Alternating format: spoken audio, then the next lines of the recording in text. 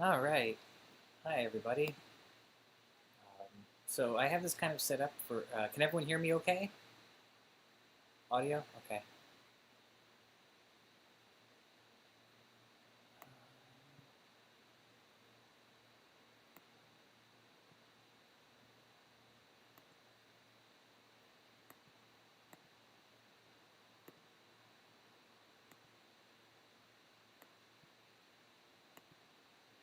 How about now? Can you hear me okay now?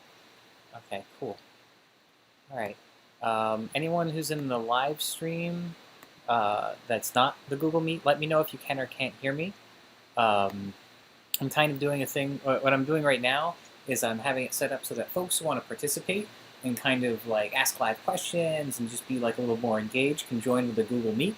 Otherwise, folks who are in the who've been preferring to kind of do it the old-fashioned way, um, we have the Google live stream going just so people can kind of watch and enjoy. Um, but this way, if people want to join, it's like a little more forum based. It's also easier for me to engage with everyone on the Google Meet. Oh no! Oh God! It's too many hosses, Dina. It's Peterception. uh, for those of you on the YouTube, Dina had the live stream going on her phone and just held it up to her camera. My brain almost exploded. Um, how's everyone doing? Feel free to either chat or talk. You shouldn't. Just so folks know, you probably when you talk, you won't be streaming over the live. It's a separate. I have it separated out on my side.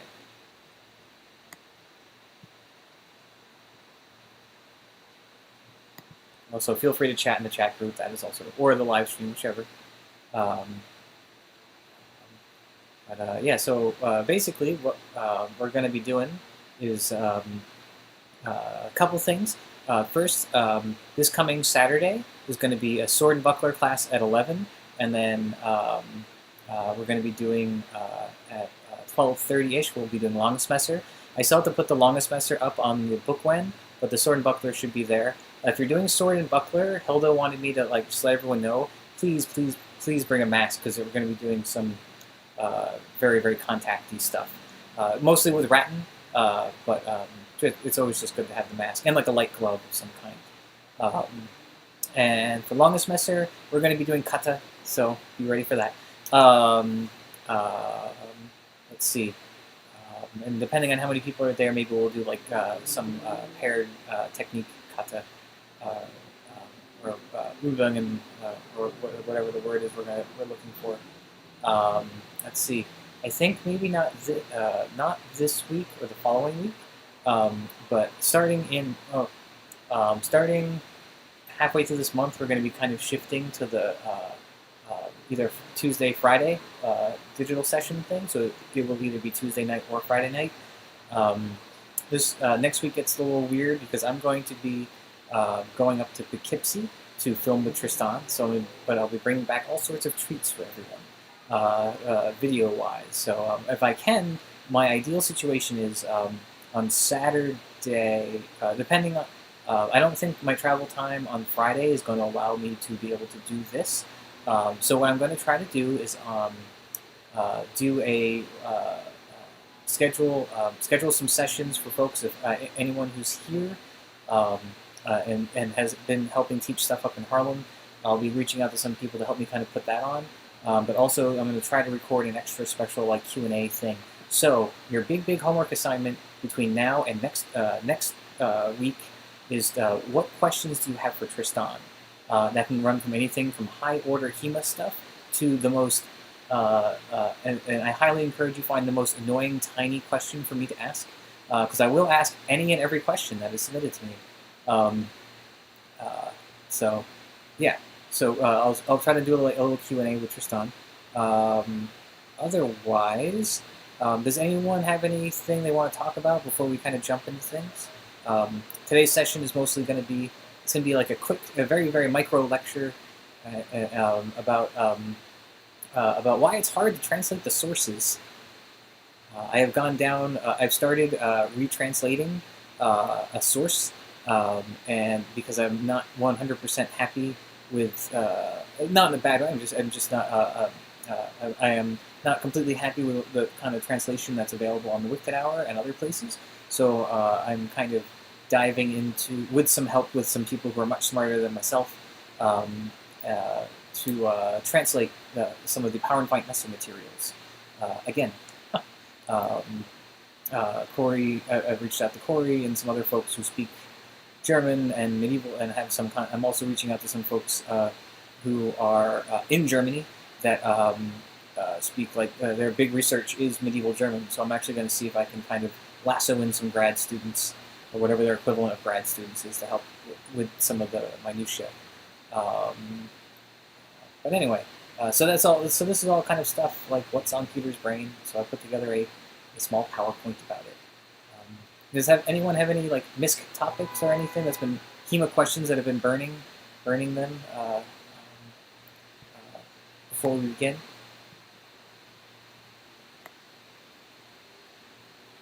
No? Okay. All right. Well, you asked for it. Well, I warned you. All right. So here we go.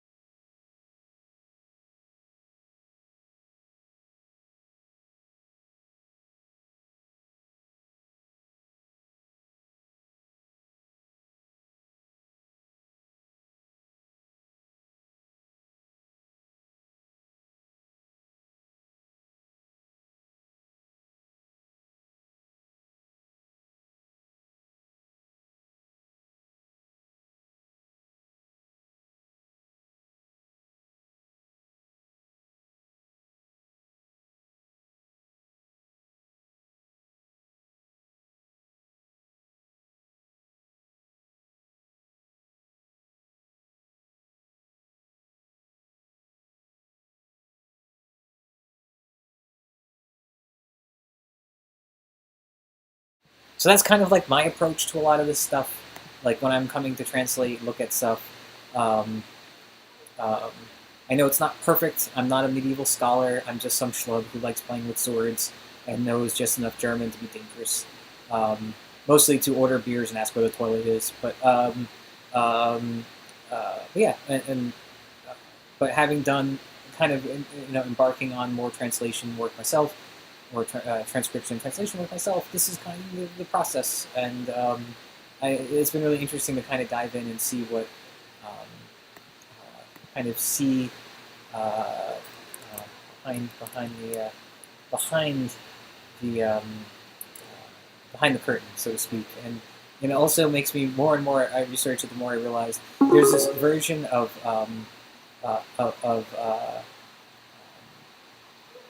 Messer that I teach, which is a hybrid of like medieval stuff, and with like a little bit of modern infusion, which is like the Tia Mouchette, um, uh, but and a little JSA thrown in there too.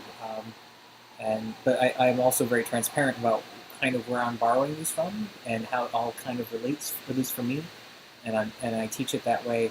Um, and, um, and I guess it's also for me it was really eye opening in the way that whenever someone says that there's like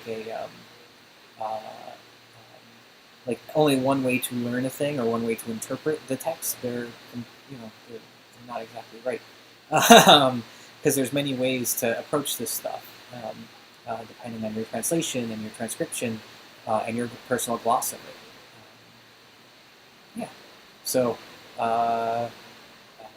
And so, I also encourage folks to kind of dive in and find, especially start with something like a smaller, like a smaller a smaller set of documents, like I think,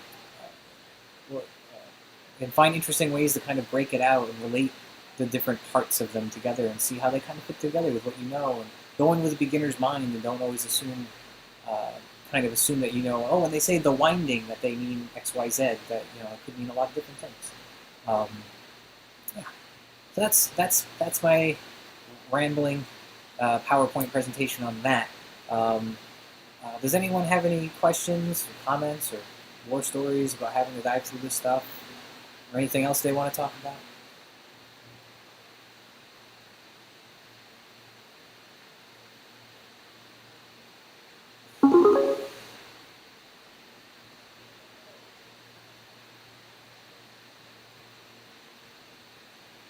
No, silence. Okay. Um, um, yeah. So, um, um, yeah, it's trying to think of some good. There's I was digging around, of course, digging around Wiktionary. It's like any wiki. I got lost there for like hours. I can't. Can I not? Oh, I definitely cannot. I'm sorry, Shanti. I can't hear you. Let me check my settings to make sure that I have. Um, it might be on. Can other people hear Ashanti? Is it just, okay? So it's me. Hold on, Ashanti. It's my fault. I'm sorry. Um.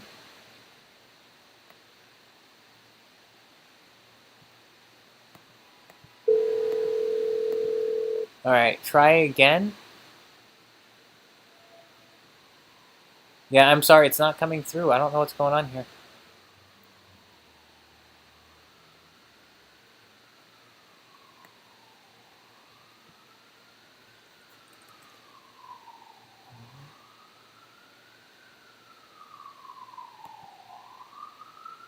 Is there a way that I can? Yeah, sorry, I don't know. I don't think I have access to. Okay.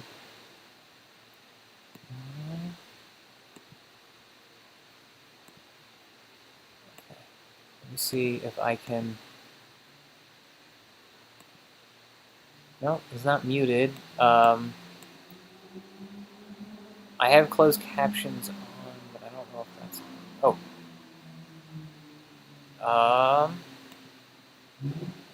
right, Ashanti, try again, and if you could talk slowly, I'm going to try to trust Google closed captions to try to see what's going on. Yeah.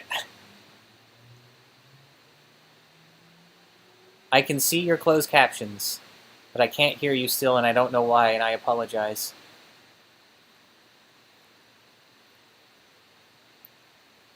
If it helps you, I can hear your voice in my head while I'm reading.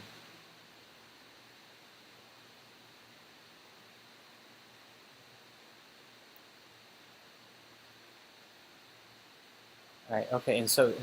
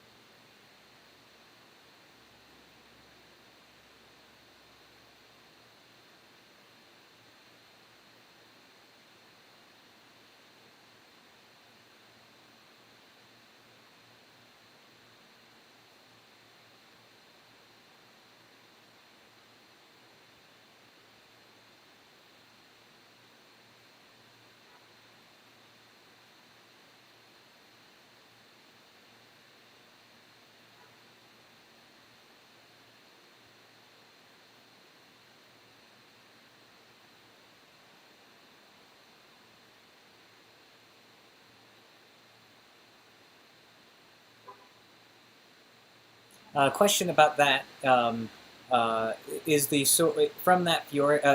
Just for the folks on the YouTube, Shanti was mentioning the idea of the conversation of the Hobhowen or the half hue, and how there's some relationship of like to what the heck does that mean, and kind of different interpretations, and so it could like in, my question with the half hue, do they have you start in Shronkhood or the Barrier Guard or any Pasta Dela, whatever, with like, is it a low begin? Are you beginning in a low Lega, or are you high with your sword? Okay, sure. Yeah, because this is definitely. I'm getting the vibe that you're like because they want your sword by your hilt by your hip, so your hand is low and the blade can be high, the blade could be low, and I'm just wondering, um, because it could kind of. I was thinking at first they could just be describing a really basic parry using like a high Aba, and what makes me wonder about that is the idea of because there's another play called the inverted hand, which one could also say like, oh well, is that this orientation of the hand or this? And is the inverted hand like the hanging parry? Well, this is the straight hand. Um, uh, Having looked at Talhofer text, because the problem is the Glasgow document doesn't have pictures, right? So but from other Nuremberg documents, and also uh,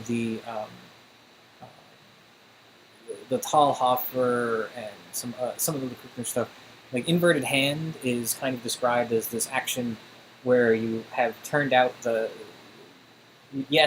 sharp, the long, the short, the long edge is up, but you're turning the back to the messer up like this, and you're in this kind of ward.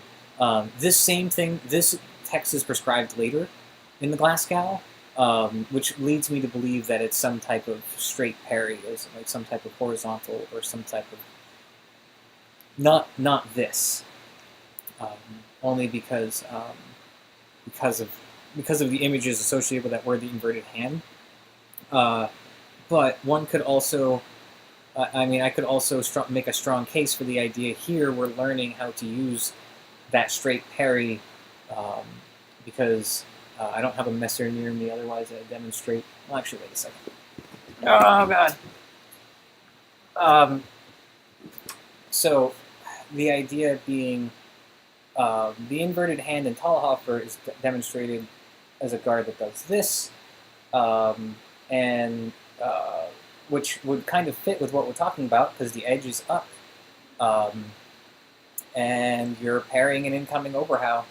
That works. And from here, you can step to your right and you can easily strike. From here, you can step to your left and easily strike. But additionally, it could be that uh, the inverted hand or the straight parry could just mean this, and you're stepping through and striking, or or just this, or this. Um, so yeah.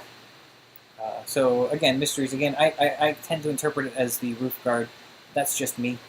Or some type of a roof guard that involves hanging to allow you to move left or right. But it could be the only thing that the thing that sent me down on the idea that it feels like it could be kind of an Obzetson play, Obzetson technique being described is how there's some similarities between Power and Fight and I love how it translated in the closed captions Power and Fight to PowerPoint. But there's some overlap with the Power and Fight and the Glasgow stuff in a heavy way. So it's the first play of the Power and Fight is like an Obzetson parry, in my opinion. Obzetson parry / thrust. But again, I don't want to overlap. I don't want to start busting out the red string too much. All right, we got about 8 minutes left. Anyone has any some questions, comments, or anything? Type them if you can. Only because it's a lot easier for me to see. I don't know what's going on with my audio.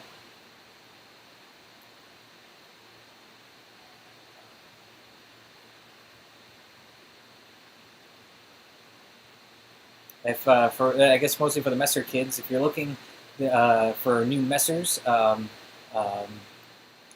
they're posted on I think in the Messer Discord channel. There's been some new products coming out recently. From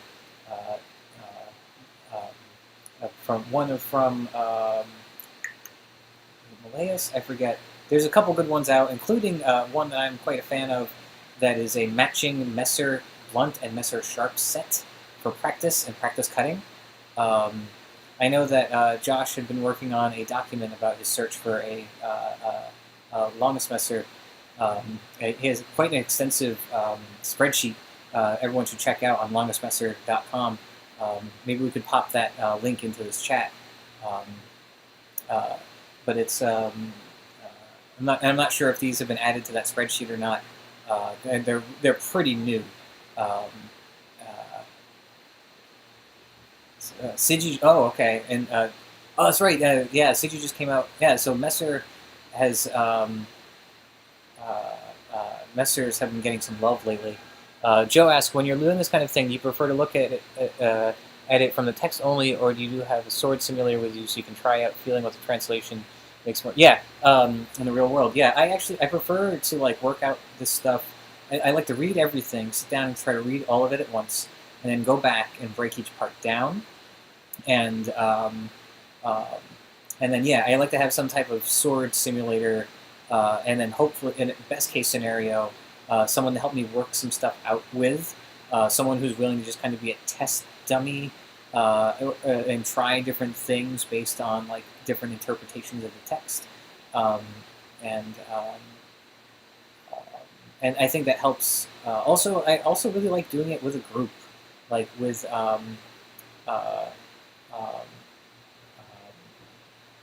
like kind of passing these things to a group who kind of go into a blind and then have to try to figure it out and explain. We used to do a couple of those like random nights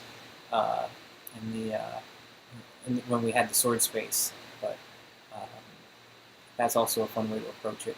But I think also just because in our minds we can set up the plays and we can do things. We all have magical superhuman abilities in our brains to do all these plays. It's nice to put like have a sword simulator. Inverted hand comes up a lot in well from the box. Yeah, Patrick, in those, do they talk about turning the hand like with the sword in this way? About putting the short edge out? I'd be interested to see how they talk about that in the context of longsword versus Messer. Joe, you know the Lekukner stuff better than I do. Do you know if any of that kind of stuff, that term pops up at all in the Lekukner laundry list? Ashanti mentions Sigi rediscovered the Fechter's and made it longer. An armed grappling contest. Yeah, I could see that. Yeah, I mean, Messer does have a little more grapply. What I really appreciate about the Nuremberg school, or the Paul's Call, like the kind of Nuremberg derivative school, is that there is wrestling, but not heavy wrestling as much. There's a lot of kind of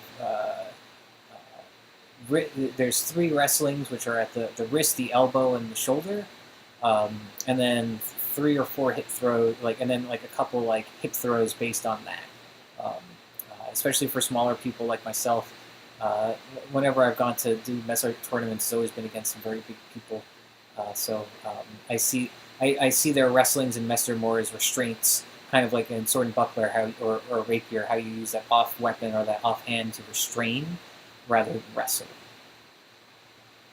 Especially considering the overlap with the Lignitzer, a lot of Lignitzer and the Messer stuff. There, a lot of overlap. Lignitzer, Sword and Buckler is a lot about restraining restraining and attacking. Yeah, Sigi does have a lot of feather sizes, but I'm still their shortest feather is still only 1 inch shorter than the Meyer. I still have to custom order my 30. If I need a 31 inch feather spiel, I still have feather. I still have to custom order something that I can actually do an Unterhal with. The Sigi ones are pretty. They are very pretty. Dean has got all the info on the Sigis. Has someone been shopping?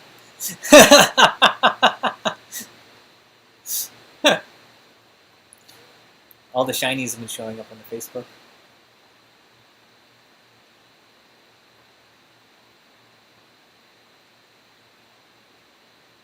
Yeah, Patrick, that sounds a lot like the. Okay, so I'm assuming what they're doing, the Werker, is you're doing this to keep yourself safe, and then creating, decreasing that space, so then you can start the wrestling, grappling. It's kind of like we have that Talhofer play where you're here, you've inverted your hand so that way you can push the elbow and then attack in. Yeah, I never really, and this is a fault of mine. I never really quite study the wrestling stuff as much as I should with the longsword, because my number one goal is to not get in a situation where that's a problem.